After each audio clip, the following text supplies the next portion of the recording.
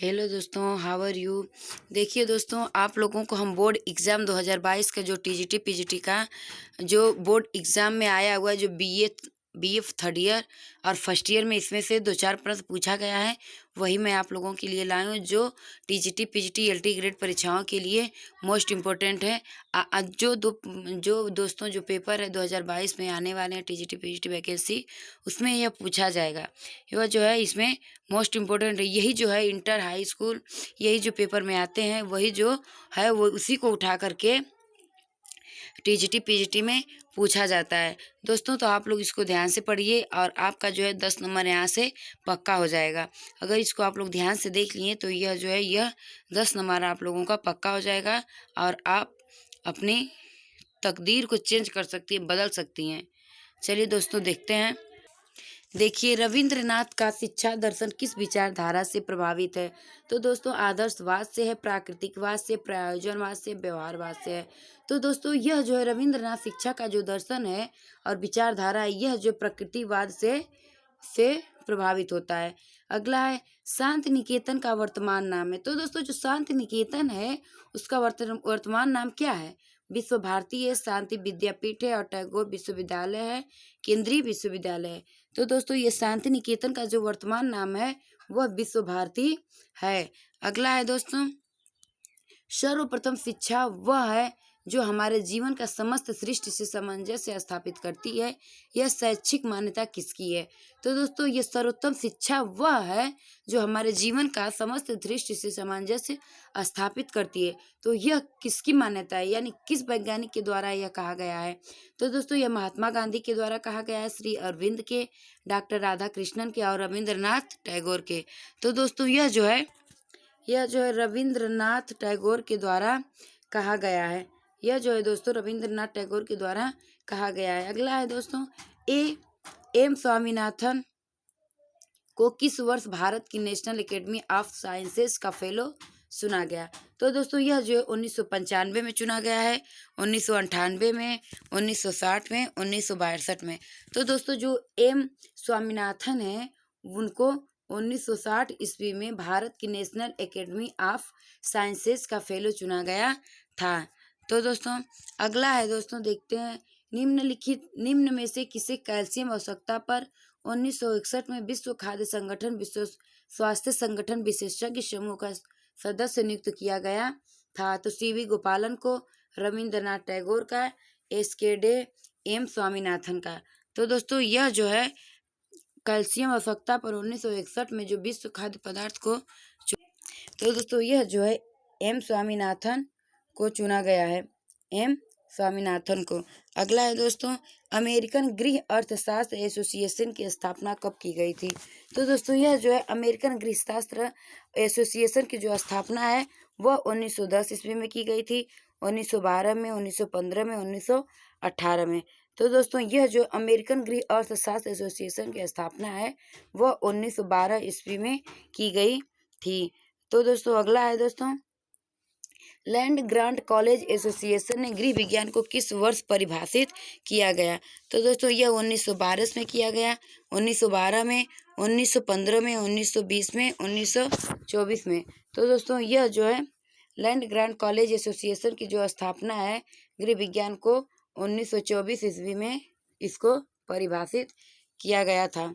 अगला है वह महान देश जिसमें स्त्री जाति को सम्मानित व शिक्षित किया जाता है, यह विचारधारा किसका है?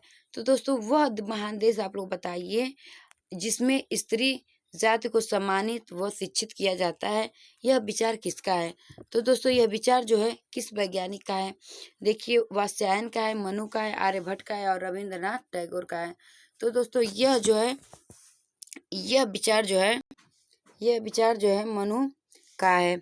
अगला है, छात्राओं को नैतिक और आध्यात्मिक जीवन का प्रशिक्षण दिया जाना चाहिए, यह विचार निम्न में से किसका है? तो दोस्तों जो छात्राओं का नैतिक विकास है और आध्यात्मिक जीवन का जो प्रशिक्षण उनको दिया जाना चाहिए वह किस वैज्ञानिक के द्वारा वह कहा गया है? तो वह जो किस वैज्ञानिक के द्वारा कहा गया है? तो महात्मा गांधी के द्वारा कहा गया है, विवेकानंद के द्वारा, मनु के द्वारा और एसके डे के द्वारा। तो दोस्तों ये छात्राओं का जो नैतिक और आध्यात्मिक जीवन का जो प्रशिक्षण है वह जो जो है वह विवेकानंद के अनुसार कहा गया है।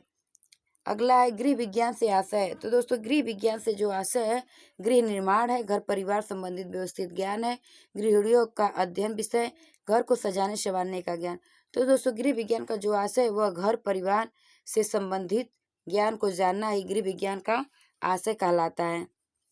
अगला है गृह विज्ञान है जो, तो दोस्तों यह गृह विज्ञान है। गृह विज्ञान क्या है? तो दोस्तों बताइए अब गृह विज्ञान क्या है? ये जो है हर बार परीक्षाओं में पूछा जाता है और अब की बार जो है बोर्ड एग्जाम 2022 में यह जो है इंटर में पूछा गया है।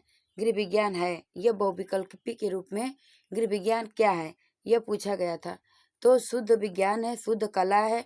अब विज्ञान व कला दोनों है, इनमें से कोई नहीं। तो दोस्तों जो गृह विज्ञान है वो क्या है? विज्ञान व कला दोनों है। अगला है गृह विज्ञान के अंतर्गत अध्ययन किया जाता है। तो दोस्तों यह जो गृह विज्ञान के अंतर्गत अध्ययन किया जाता है वह आहार एवं पोषण का, आय एवं व्यय के नियोजन का, वस्त्र एवं परिधान का, संपूर्ण गृह व्यवस्था का। तो दोस्तों यह जो है गृह विज्ञान के अंतर्गत जो अध्ययन किया जाता है वह किसका किया जाता है बताइए? आहार एवं पोषण का किया जाता है, या आय एवं व्यय का, या वस्त्र एवं परिधान का, या संपूर्ण गृह व्यवस्था का।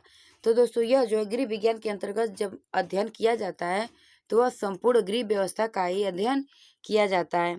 तो दोस्तों यह जो गृह विज्ञान के अंतर्गत हमें क्या करना चाहिए?